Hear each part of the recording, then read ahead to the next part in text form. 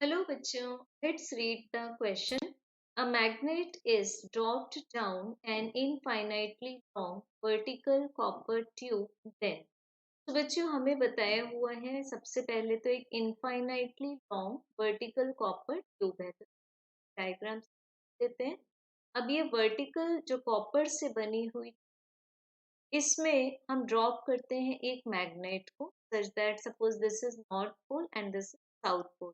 तो बच्चों जब इस मैग्नेट को ड्रॉप किया जाता है इनिशियल स्पीड थी 0। अब फर्स्ट ऑफ ऑल तो ये ग्रेविटी के अंडर में मूव करेगा तो ये अपना इटसेल्फ वेट जो कि mg फील करेगा जहां m इस। तो बच्चों यहाँ पर ट्यूब से रिलेटेड जो मैग्नेटिक फ्लक्स लाइंस है मैग्नेटिक लाइंस ऑफ फोर्स है इंक्रीज होती जाएंगी।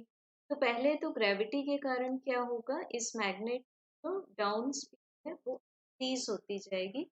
बट धीरे धीरे जब ये ट्यूब के अंदर एंटर करेगा इंड्यूस होने लगेंगी एडी करंट्स। अब eddy currents are also called as the Foucault currents. इनको फोको करंट्स क्यों बोला जाता है? इनको फोको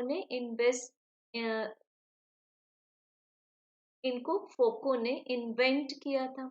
अब बच्चों एडी करंट्स इस मैग्नेट के मोशन को अपोज करेंगे एज वेल एज हम यहाँ लगा सकते लेंजेस लॉ।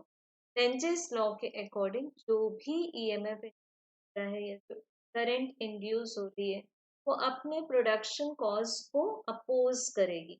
तो क्या होगा इस तरह से ये जो ट्यूब वो जब मैग्नेट के मोशन को अपोज करेगी तो एक फोर्स लग रहा है यहाँ पर अपवर्ड जिसको हम बोल सकते हैं रेसिस्टिव फोर्स और एक फोर्स लग रहा है जस्ट वर्टिकल डाउनवर्ड जो कि है मैग्नेट का वेट।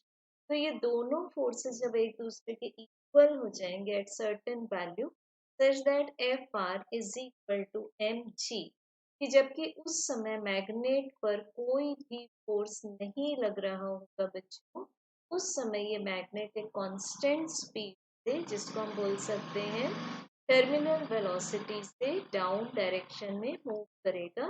एंड हेंस हम बोल सकते हैं कि करेक्ट आंसर आ जाएगा ऑप्शन नंबर 2।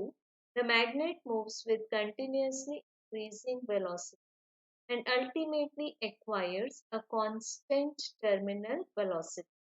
I hope आपको solutions आया होगा। Thank you.